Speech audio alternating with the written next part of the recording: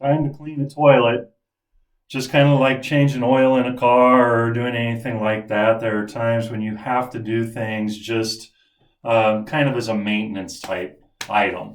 And cleaning a toilet is one of those things that if you have decent hygiene, you do regularly as a maintenance type item.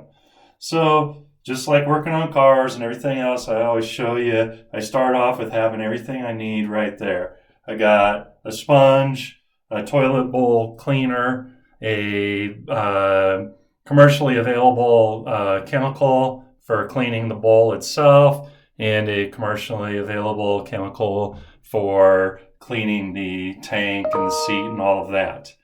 Now, we're going to get started here, and first thing is I'm going to change this up a little bit and kind of move that. There we go. All right. Yippee. Now you can see that exciting toilet bowl. All right. I'm going to start with this cleaner right here, and you'll notice it's got the word bleach. And I'm going to put that in the toilet bowl, and I'm just going to take it and swing it around like that, get some in there. I don't necessarily have to use a bleach-based cleanser like that. I could do something that was a little more natural, like baking soda and vinegar, and use about 2 cups of vinegar to 3/4 of a cup of baking soda. That's a nice natural way to clean, and it does a fairly effective job. But I am using this bleach, and part of that is because I want to make sure that you understand that just like when we're working on cars, we have to be careful about chemicals that we mix. If you're using a bleach-based cleaner, never mix it with an ammonia-based cleaner. If you mix ammonia and bleach, you essentially make mustard gas. It's fatal. It will kill your ass dead. So don't make that mistake, all right? The other thing is I'm using that bleach-based cleaner. It's fairly caustic, or it's fairly heavy. It gives some smell off. So in a bathroom with a fan, I'd turn the fan on. In a bathroom like this, it has a window. The window is open. That way I've got ventilation, so I'm not necessarily breathing all that nasty crap. And I'm going to let that stuff set for a second, and then I'm going to take this, which is just a citrus-based cleaner, and I'm kind of, spraying down the toilet lightly. All right, and I'm going from top to bottom. All right, and you're changing the oil. You do all of the oil. You don't do part of the oil, and it's kind of the same thing here. I'm going to be cleaning this toilet. I do all of the toilet, not part of the toilet. Now, because I'm an old guy and sometimes I get forgetful, I'm going to use a sponge to clean this off, but you'll notice that the sponge is pink or red. When I use a pink or red sponge, I know that that sponge is only for use on toilets. And the reason for that is I don't necessarily want to cross-contaminate, say, my kitchen with what I wipe down off of a toilet. That would be silly. I rinse my sponge regularly.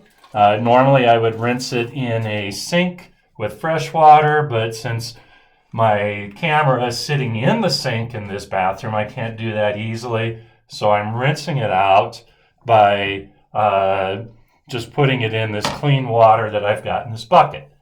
All right, and that kind of goes along with cars. I mean, as you're working, you want to stay clean. You want to make sure that you're keeping things ordered and orderly, keeping things where you know that what you're using and what you're doing follows a certain process. So you'll notice that I've started from the top, working my way down.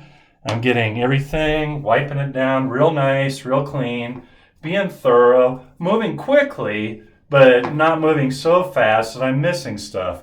Well, if I'm doing a brake job, I want to make some money when I'm doing that brake job, but I dang sure don't want to miss anything on that, because if I do, somebody could die.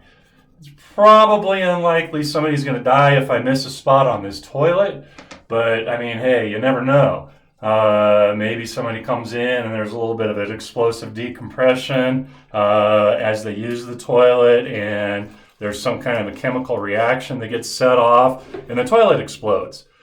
I don't know. That seems like a pretty unlikely scenario. But in a car, we could certainly have a situation where we move fast, but we move too fast and we don't do a good job, and that can cost somebody their life. So you want to be thorough, you want to pay attention to what you're doing, but you want to move quickly. All right, hopefully my fat head ain't getting into this picture too much.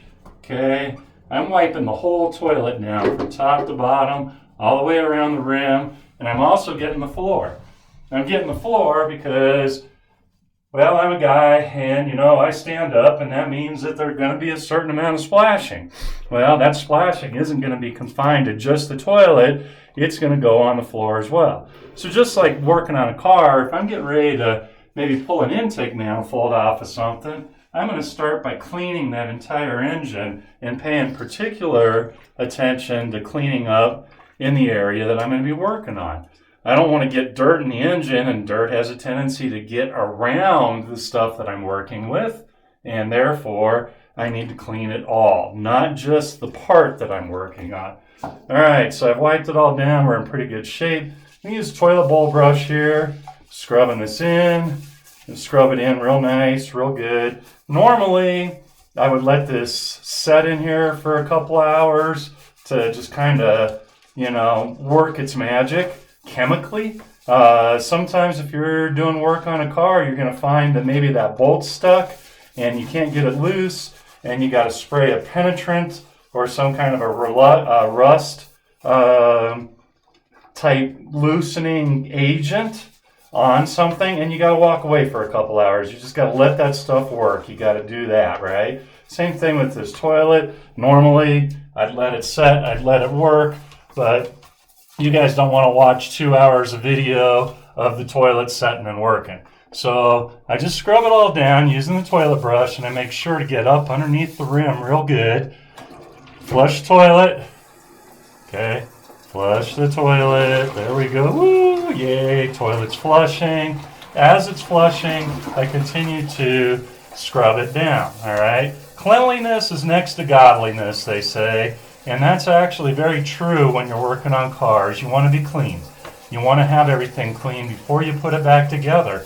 You personally want to stay clean. I'm wearing rubber gloves. I'm wearing rubber gloves because I don't really like the idea of exposing my skin to a lot of urine. Same way as I'd wear rubber gloves working on a car, because I'm really not that interested in exposing my skin to engine oil, gasoline, or other chemicals that can, really damage your body. So, gloves, a little measure of protection, blah, blah, blah. Okay, I think that's pretty well scrubbed. I'm going to flush one more time. Rinse.